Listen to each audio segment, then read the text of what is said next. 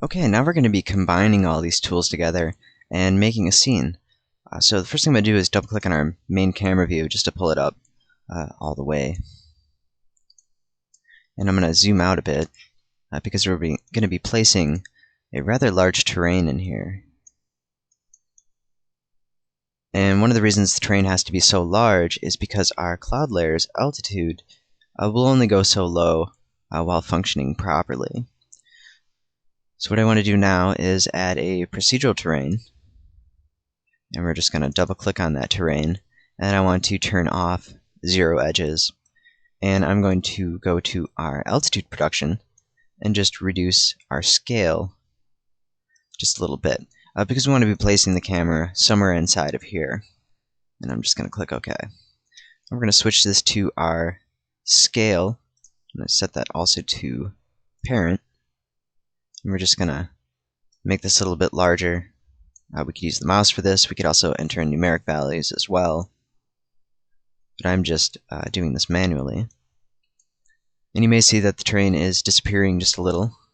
That has to do with the draw thread. But it's updating fairly quickly, so it's not too big of a trouble. And I'm just going to adjust our camera so that we're looking upwards mostly at the sky. But we want to see, of course, our terrain as well, because we want to be more inside of it. We're just going to move our camera away from that peak. And this looks like it should be a pretty good placement. And we can see just a tiny little bit of the horizon in the OpenGL view, but once we take a look at that preview, we don't see the horizon at all. Plus, if we have the right amount of fog on there, we won't see that anyway. And what I want to do really quick is just load on a material onto our procedural terrain. I'm just going to select that, and I'm just going to load one of our presets and not really worry about creating any custom materials. So we just want to select this little arrow over here to go ahead and load that in. And we want to select the landscapes library, and of course we can select any of these that we want.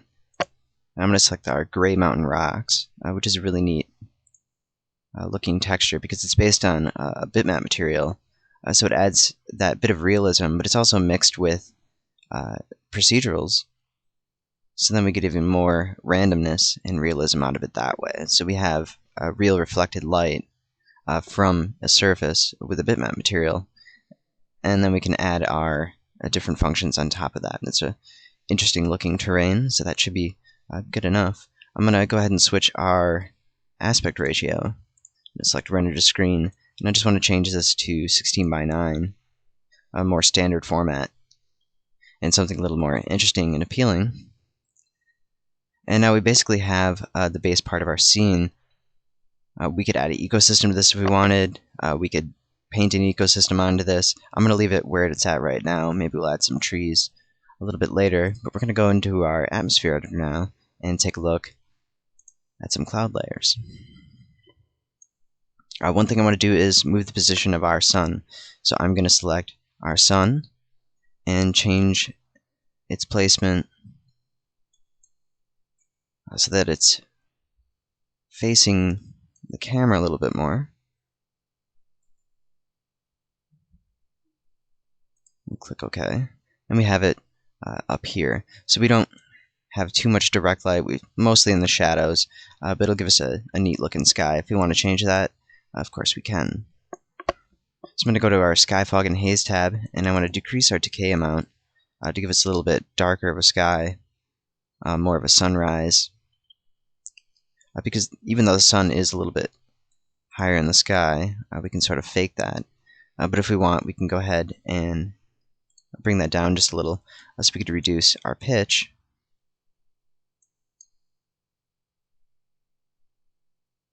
And we get something a little more interesting. Okay, so we can increase our haze if we wanted to. And our ground density of our fog, just to add that tiny little hint of it in there, although we don't need a very large amount. Aerial perspective at 10 right now should be fine, although we can take a little closer look at that later once we have some other things in the scene. We'll increase our glow intensity and reduce our scattering. And kind of change this back and forth until we get exactly what we're looking for. Okay, so that should be good, and we're going to go over to the Cloud tab now and add a cloud. And I'm going to select any number one of these, which will work fine because we can change it within the function editor if we need to.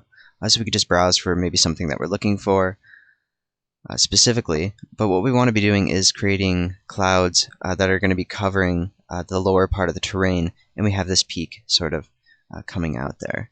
So we can use more of a cumulus type cloud. These low clouds should work. I'll click OK then.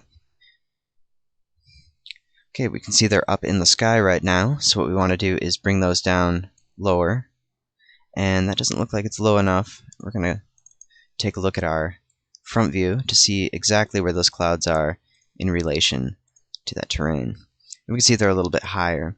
So what we're going to do is reduce that amount manually without the slider down to about 15 and see where we're at. And now we can just see the little bits of those clouds peeking out in that area. I'm going to increase our height, and we can see that that fills in quite a bit. So we just want to play around with that, just nudging it a little tiny bit along the way, and we can just see these clouds taking shape. And of course, the amount of our density and all that we can control. So if we want to see a little more of our mountain in there, we can decrease our density, and it'll become a little bit more transparent, and decrease the opacity as well. Will also give us that same sort of effect. And in this case, if we increase it, it looks a little bit better. And I'm going to decrease our density just a little bit more. And now we just have this nice thin cloud layer covering the bottom parts of the clouds. We still want a little bit of definition in there. I'll reduce our height just a tiny bit more because we don't want any weird horizon effects. That could be caused if we see it going too far out of the horizon. And one way we could fix that is by rotating our camera upward and moving it down if we see any problems come about because of that. I'm going to go ahead and click OK. And now we're going to do just a quick render of this so you can see it a little bit better at full view and how the different effects are working. I'm also going to keep this still on our final render, and although that'll create a little bit of grain, we can edit that a little bit later, and this is just sort of a rough idea of what we're working with so far. Okay, now I want to show you some of the dramatic effects that can be produced by not using the natural film response.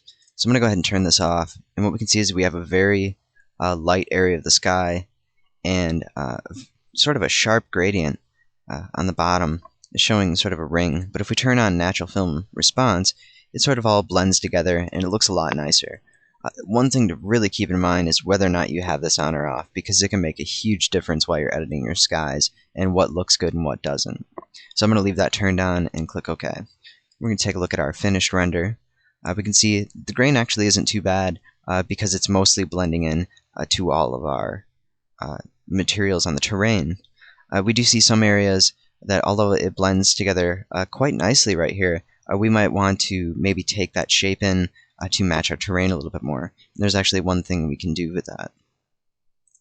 So I'm going to close that out. We're going to go up to our atmosphere editor. And if we go to our cloud and edit material, we're going to go to our lighting effects. And what we can select is dissolve near objects.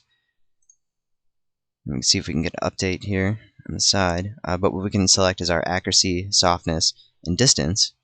And you can see that most of our clouds have actually disappeared. So if we decrease our accuracy, our cloud should come back a little bit. Decrease that softness a little bit more. But you can just play around with these options. We can also adjust the distance. And we can see that we have most of our clouds coming back now. But it's a very cool tool, especially for instances like this, where we have this cloud layer in our mountains around objects, and we want to be able to just have little puffs here and there, and we don't just want it to look like there's a plane just cutting through our mountain. So this is a great tool, Dissolve Near Objects, that works with our cloud layers to give us really neat looking, more realistic clouds. I'll just let that render and see that update, and we can just see those clouds in there, and we've lost a lot of our detail in here, but it looks really good around this area, so I'm going to leave that. One thing we noticed when we did render it is we can sort of see the horizon, so I'm going to click OK, and what I want to do is try to remove that little bit from the scene. So I'm just going to move our camera down just a tiny little bit, and we'll see if we still see that. It looks like it's just about gone. And another thing we want to do if we still want to see that peak in the scene is we could just rotate the camera upward.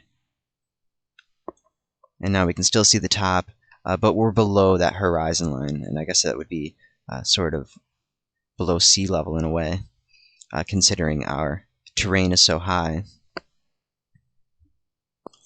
So now our bottom clouds are pretty much the way we want them. We can go ahead and render that out and see if we like what we've got and if we need to make any changes. But I think I'm going to keep it right there.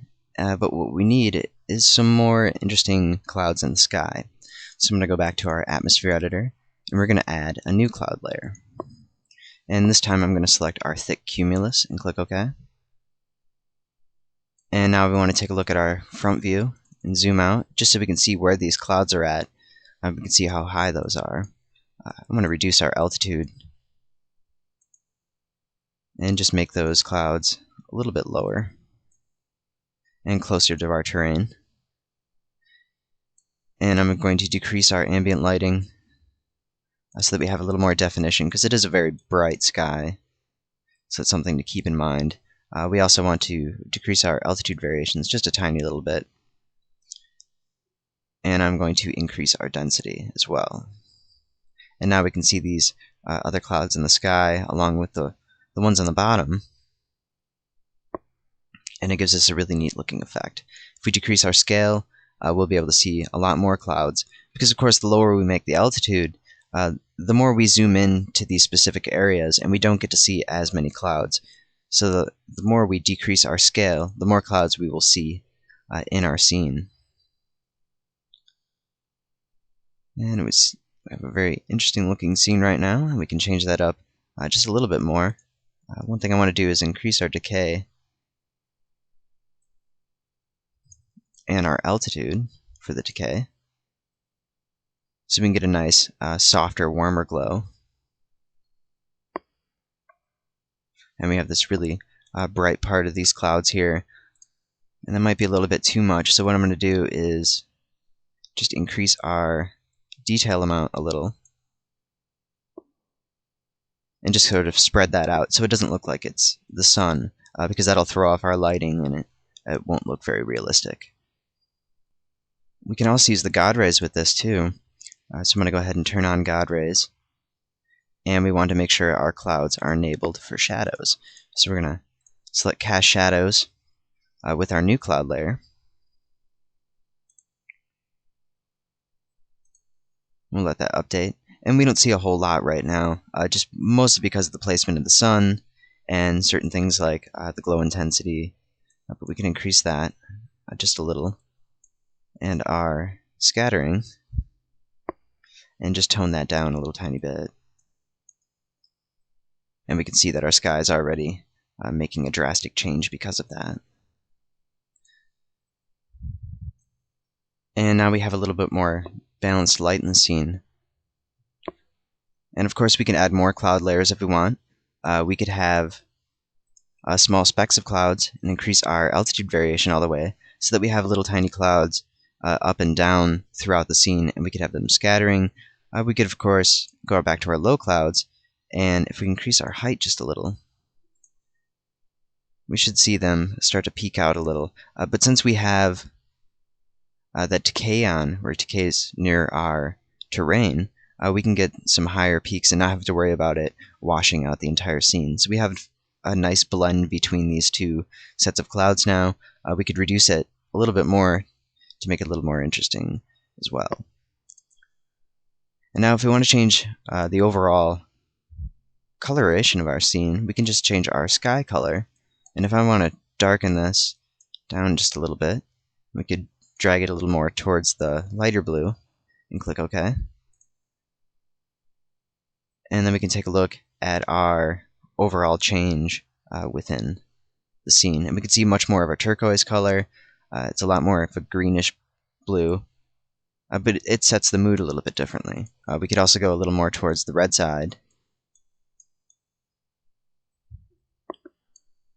with that. We'll just change that a little bit higher and click OK. And what we could also do is adjust our decay amount to a different color to sort of decay that purplish color that we're getting out of there. So we could change that as well.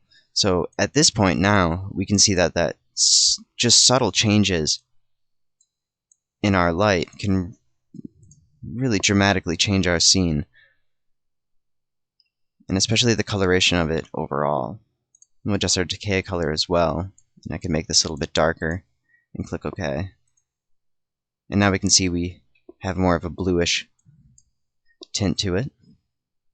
And keep in mind, you could also use the post-production techniques. So if we double-click on our main camera, we can get our camera preview.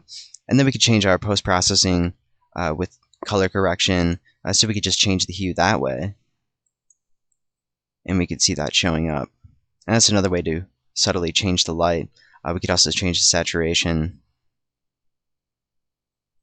And just as long as you keep these settings throughout the whole scene, you can use these as an extra way of editing what you have in your sky without having to worry about making major changes within the entire sky. So I'm just going to kind of set this back to approximately where it was before. We'll change our decay color, a little more of an orange, and click OK. And now we kind of go back to where we were before. And now I'm going to go ahead and just reposition our sun so we can see what this scene is going to look like from different angles. Because if I was to move our camera around and look at this from maybe the front and maybe look at the sky, we might have an entirely different scene. So you want to create sort of a balance while you're moving your light. So we're going to grab our sunlight right now, and I'm just going to go up to our atmosphere editor and edit it that way by adjusting the azimuth. Now, pull that down a little ways,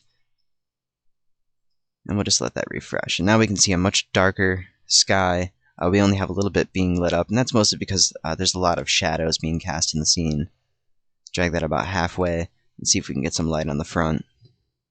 And we can see now there's a very good balance between the two, between our sky brightness and our land brightness. But let's say we wanted to reduce our land just a little, then we can use our light tab and our sky dome lighting gain, and we can reduce it a little bit lower of a number, which will darken our terrain that we have and match it to our sky just a little bit better, since our sky is very dark at this point.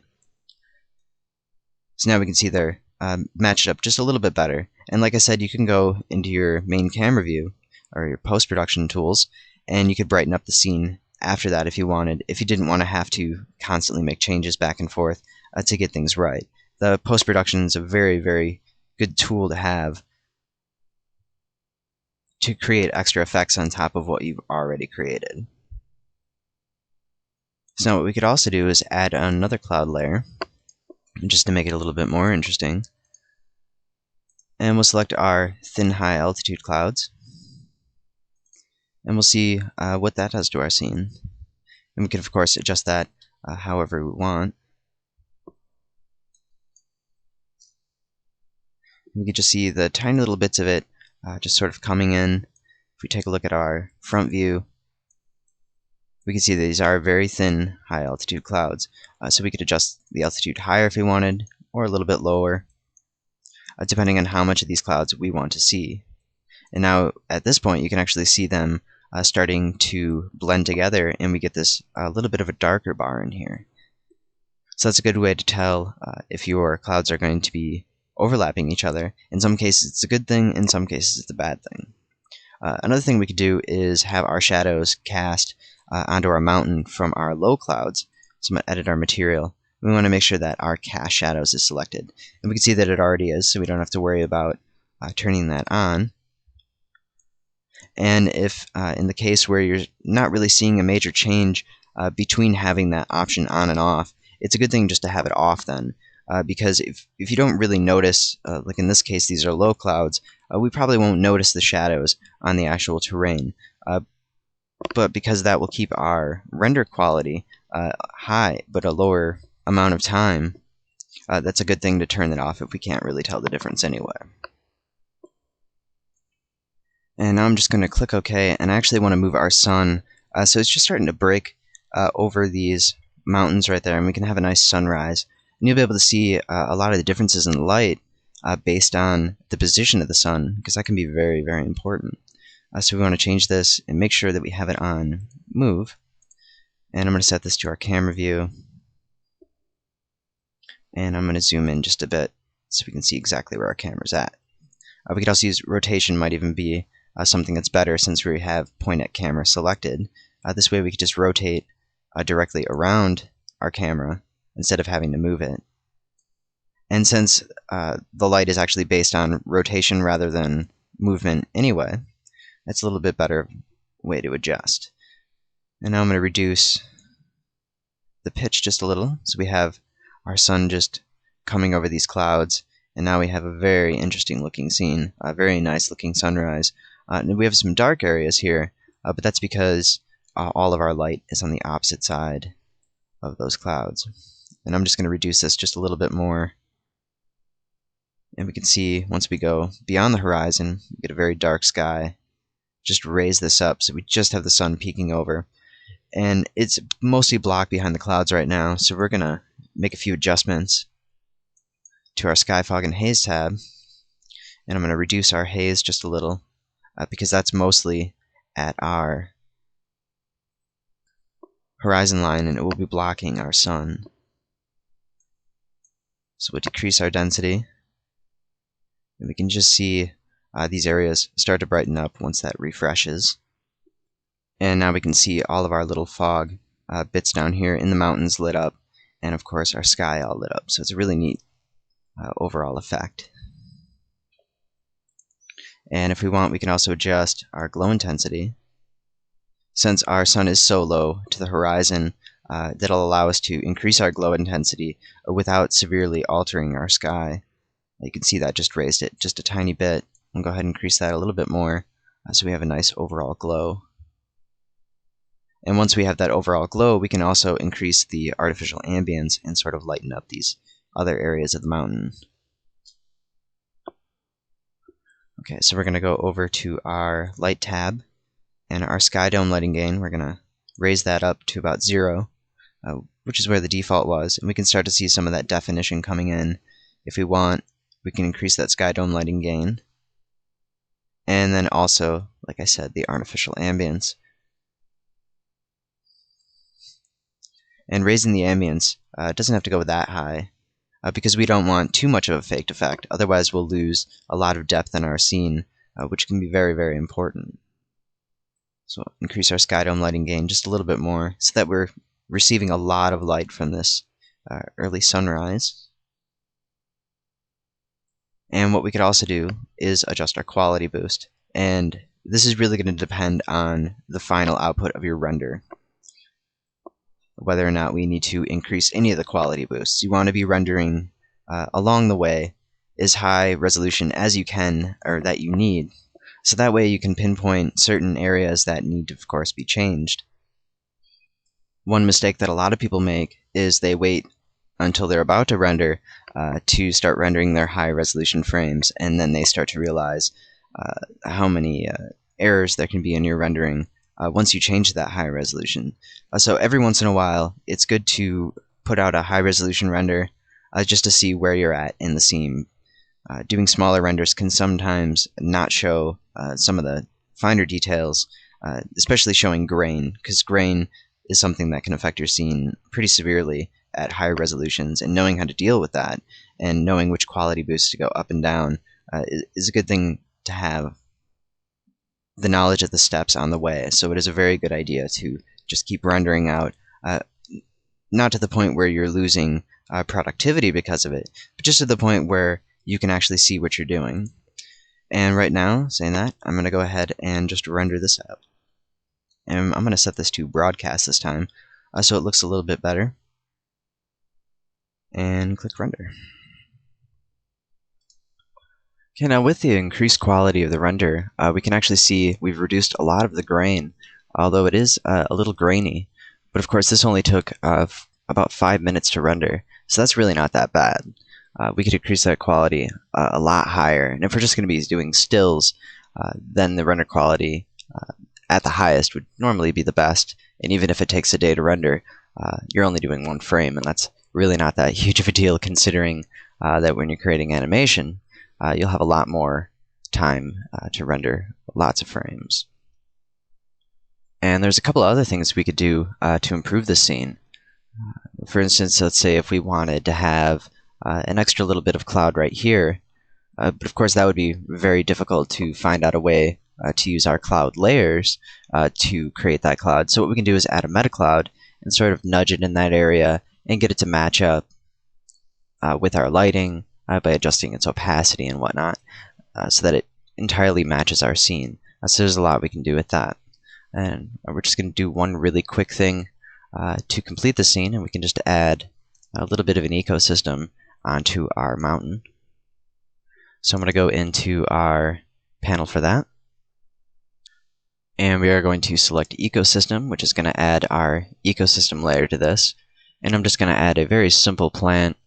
We can create something small. We don't want to have trees or anything, but just a little bit of foliage to show up in the scene. It doesn't have to be anything completely realistic as far as what's growing. I'm just going to add a fern in there and click OK. And as far as the fern size, we're going to leave it at 1 right now because we don't want to go too small and create too many instances. But what we also want to do is make sure that our overall density is really quite sparse, because we are covering a very large area of procedural terrain. So we just want to have it down to about 9 to 10% or so. And I'm actually just going to increase our scale a little bit higher just to be on the safe side so that we don't crash view. Because if our scale is too low, it'll have to create far too many instances, and it could take, of course, several hours sometimes to load in all those instances, which usually ends up crashing view.